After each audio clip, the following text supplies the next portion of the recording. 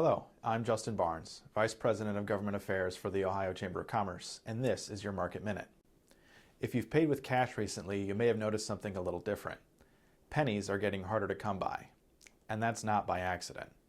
For more than a decade, policymakers in Washington have debated a simple question: does the United States still need the penny?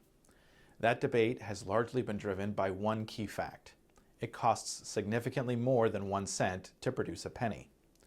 By 2024, the cost had risen to nearly 4 cents per coin, creating tens of millions of dollars in annual losses for the federal government. Every time the government made one, it was losing money.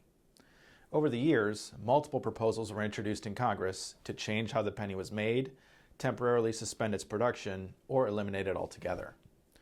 While economists and many policymakers argued the coin had outlived its usefulness, others raised concerns about consumer pricing, rounding, and the impact on certain industries. For years, the issue stalled. That changed last year. In 2025, the federal government made a significant announcement, directing the Treasury to stop producing new pennies. And by late last year, the U.S. Mint produced its final batch for circulation. Now, the important thing here is the penny hasn't disappeared overnight. It's still legal tender. If you have pennies, you can absolutely still use them. But no new ones are being made, which means over time, they're going to become more and more scarce in everyday transactions. As pennies become harder to find, businesses across the country are facing a practical challenge. How do you make exact change without pennies?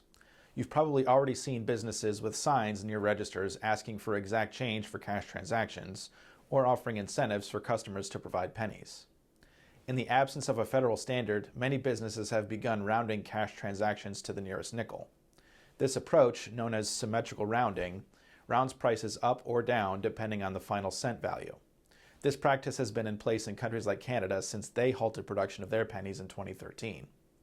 At the federal level, lawmakers in Washington have proposed the Common Sense Act, which would standardize this rounding approach nationwide, but it has not yet passed Congress.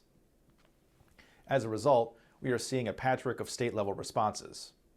For businesses in Ohio, the shift away from the penny is already having real operational impacts.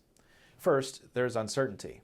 Without a uniform rule, businesses must decide how to handle cash transactions, raising concerns about consistency, customer expectations, and even legal liability. Second, there are system and process changes.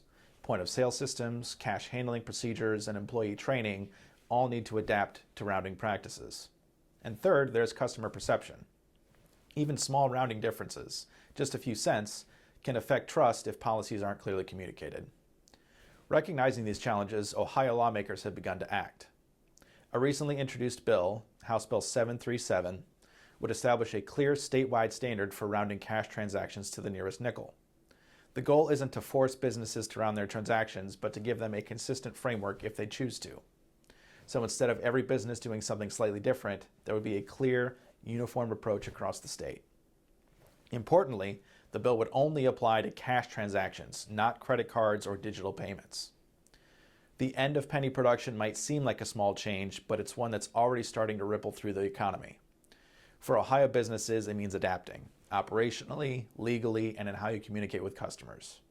In the short term, there's some uncertainty. In the longer term, this will eventually become the new normal. The penny isn't gone just yet, but its role in everyday business, that's clearly coming to an end. I'm Justin Barnes with the Ohio Chamber of Commerce, and this has been your Market Minute.